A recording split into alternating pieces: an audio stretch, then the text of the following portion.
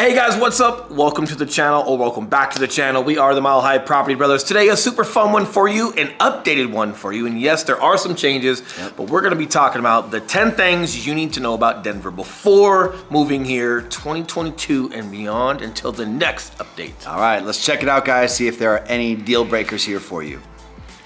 Better not be.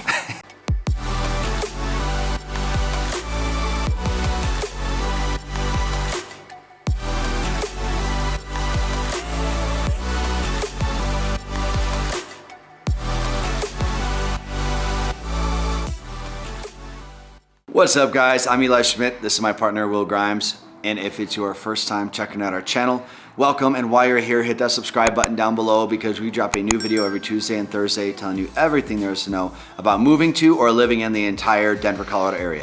100%, and we are licensed brokers here in the state of Colorado, which means just as much as we love making these videos, we would love more to help you with those real estate needs. So that number that's popping up below, we are the guys who answer the phone calls, text messages, and those emails. So if there's something we can do to help you, we would love to. But with that being said, this is no particular order, by the way. Yes. Unlike him, who wants to make things look scaled, or like something's getting a trophy for being number one on another video. True. We're not doing that. Obviously, a lot of these are subjective, but between our clients that we've had for the past couple years, plus vlogs and blogs, plus our own personal opinion, we're just gonna give you guys the 10 that we feel are just most prominent that you should know before moving here.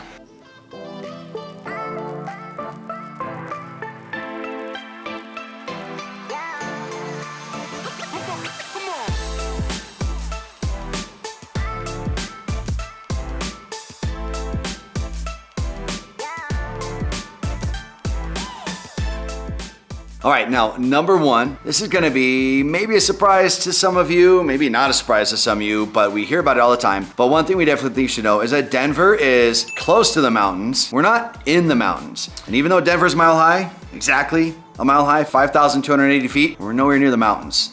I expected the Rocky Mountains to be a little rockier than this. That John Denver's full of man.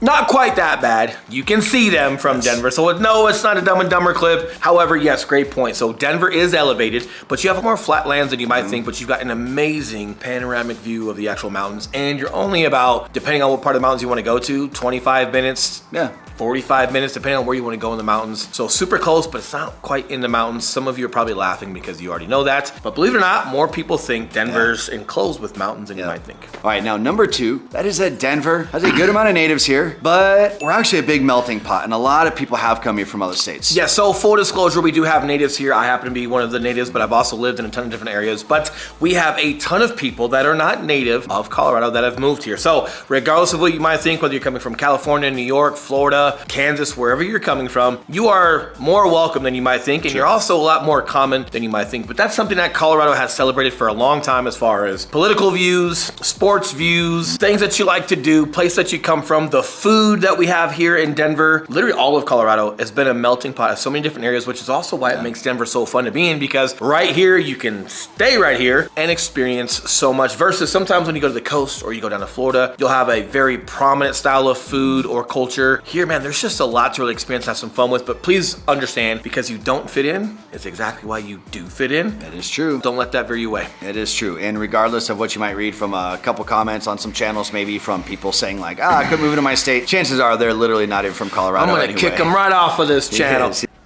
You're out of here! Right now, Jimmy, I heard that! All right, moving forward, number three, we have more than 200 parks right here in Denver. Some are big, some are small, but they're all really, really nice. And au contraire, size doesn't always matter, bigger doesn't always mean better. There are a couple that are smaller, more intimate, but depending on where you live, sometimes that's nice. It doesn't get overly crowded. Wash Park is one of the bigger ones. It's amazing. But if you're going there in the spring or the summer on a Sunday and you're going not to play volleyball, it's gonna be hard to find some space because you have so many volleyball players there. So unless you're gonna bike or jog around the park or be on the water, it's hard to find some space. So like University Park and some other places that are more quiet and less populated could be a better option for you depending on the day that you're going. But either way, when we've got over 200 parks, it literally just means regardless of where you're at or what you're looking for, you have options. It's true. And because Colorado is such an extremely dog-friendly state, it's very important that you have accessibility, right? So wherever you live, maybe you don't have a gigantic backyard, but you've got a park right around the corner. And again, they are very, very well maintained. A fair amount of tax dollars do go to maintaining maintaining our parks and recreation and stuff like that. So you are sure to find some beautiful park nearby that you love.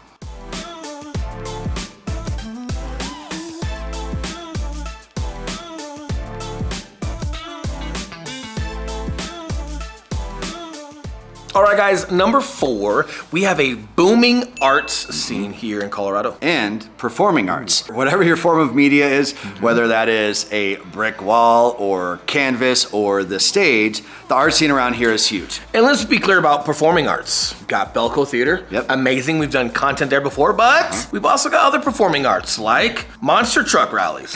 Is that performing arts? Can you get in a monster truck and do backflips in that truck and get crazy? True. If you ain't first, you're last. You know? That's true. I can't, but I love taking my son to it and watching it, enjoying it. So Yeah. regardless of whether it's ancient performing arts or modern American performing arts, either way, there's a lot of fun. And because Denver's getting so big as far as like, not necessarily just population, we've got plenty of space to grow. We talk about all the time, but because it's such a sought out place to go, you get a lot of major song art, like performing artists, like country music, pop culture, whatever you call that. Every musical, Broadway musicals, I know we're opera talking houses. theater arts is what I already know we were spoken Yeah, of. yeah. What's the word? You know, Garth Brooks and all those guys, right? Like we have big concerts We have a and- lot of yeah. big concerts here. You've got Red Rocks Amphitheater here. So what we're getting at is a lot of major shows in Yes. addition to the performing arts that are traditional style.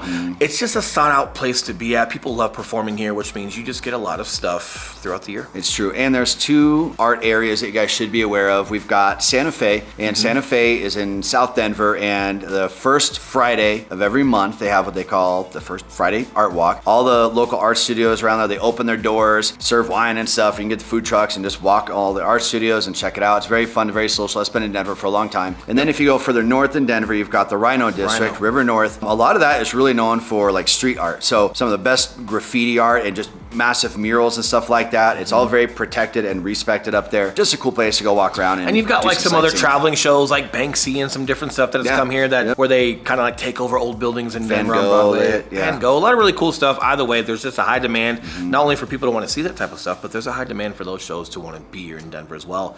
So you've got plenty to do and enjoy. Number 5. This is one we are super excited to talk Yeah. about. But there are over 90 golf courses in Denver, crazy enough, right? Some are small, public, some are big, private, and everything in between. But because of the weather we have here, how amazing it is to be outside, even in the middle on a hot summer day, it's just not humid. We have so much sunshine here. You're gonna be golfing year round if that's your thing. And in addition to that, guys, like you've just got a lot of amazing neighborhoods and like areas like Pradera down in Parker that are built around these golf courses. Amazing, but you don't necessarily have to be a golfer to live in those communities. The fact that they've got tennis courts, basketball courts, they've got gymnasiums in it now. Being a part of those clubs, it's just ever evolving. And in Colorado, you just have a lot of active people that want to be a part of that and enjoy these nice neighborhoods. So you don't necessarily have to be a traditional golfer. You could be more like how Eli and I would golf.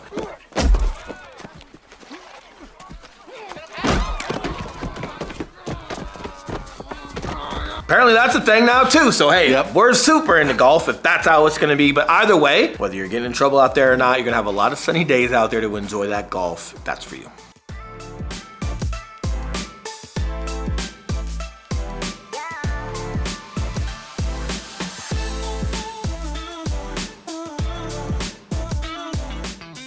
Now, moving forward, while you're out on the golf course, you're probably going to be enjoying some good craft Colorado beer. You probably are. And as far as like craft beer and breweries here, per capita, per square foot, per square mile, we have the most. Yes, we do. In America. Yes, so we it's do. something to be proud of. It's also something that you can get out and explore and enjoy. The food and drink here scene is booming. The drink scene particularly, like Will said, just a ton of breweries here. I mean, you'll see shops dedicated to having like home brew beer equipment, right? Like that's a thing here. That's very popular. Our food scene is ever growing and expanding. It is getting better and better and better. I feel like every year we're getting better chefs here, better restaurants, just more. There's I don't just know, kinda demand, like guys. Just these economically. hidden When you have gems. bigger businesses here, more population Yes. come here, more demand for it. Like people Yes. want to move here and open up their shops and do their thing. I will say, as popular and as fun as all of this is getting, if people are making beer in their basement, I don't know. Be careful with that. If it's that, I don't know. At your own risk, We're not liable for anything that you guys do. But if you go to these breweries that are out in the public and that are legal, a lot of great things. But again, just the demand for culture here and the vibe that's growing in Denver. Man, I don't know how to explain it, but I think people they want to flock where the crowd's at and where it's in. And our food scene was probably, or is still probably a little bit behind like the brewery scene per se. But boy, I feel like almost every couple months, there's just a chunk of more stuff here and the food's just leveling up. It is. And this ties into our next point perfectly, where Colorado, Denver in particular, is very much a work hard, play hard state. And on top of that, we're also dress down state in the sense of, it's not uncommon to go to a very, very nice dinner and have some nice jeans on and a t-shirt. 100%. Like, so regardless of profession, whatever it may be, like and I don't know if that's also a culture thing. The younger crowd is a little bit more casual, so you have some of that. But by nature, even a lot of like the wealthy that are here in Colorado, it's always been more of just a casual, they're not really show their money kind of state. They're more hit the ski slopes and the snowboarding and enjoy like drinks and stuff at a lodge. But a lot of the wealth here tends to be a little bit more secluded and private on their property. When they come out, it's just more cargo shorts, Crocs, flip-flops, flannels, and fun. Either way, but I think it also just speaks to just down to earth nature that people seek when they come here, or that was already here if you're a native, like especially compared to some other states. It's just very down to earth. So I think whether it's wealth or not, it's just very consistent across the board with whatever you're doing. It's going to be down to earth. Unless you go to a Bronco game, they want to win. So if you want to get amped up and have some fun and cheer, definitely hitting a Bronco game. But at the end of those games, I'm sure they're very back down to earth. There we go. Another interesting point is you'll be going through some very nice luxury neighborhoods, and you'll see more lifted Jeeps and lifted trucks that people are proud of to show off than you do Lamborghinis and Ferraris. Now, don't get me wrong, you go in the garages, a lot of times you'll see some nice sports cars in there. However, what they're flaunting is how big the lift is on their Jeep. Well, and just the outdoor experience and everybody wanting to take advantage of Colorado as a whole.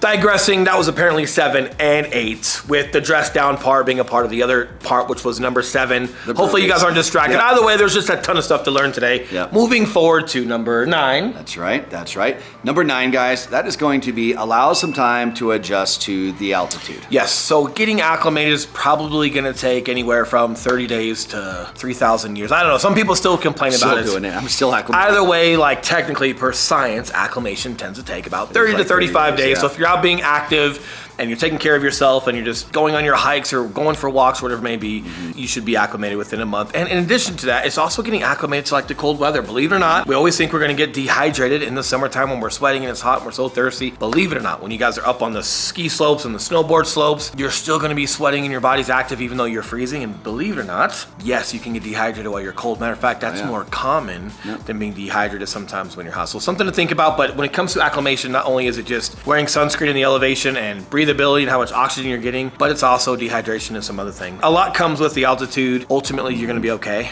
And another quick tip for you on that note is that when you guys are coming here visiting and you are planning on going and doing some fun things in the mountains, A, drink your water, but then B, bring some layers.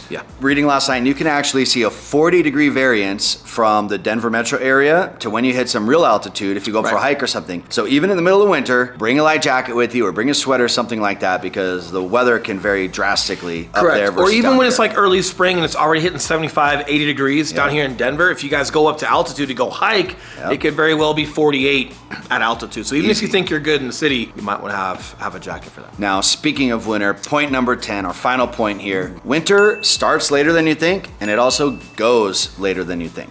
Exactly. Yes. Bottom line, we do have more sunny days than apparently any other state on the planet, which is amazing. I don't know if on the planet.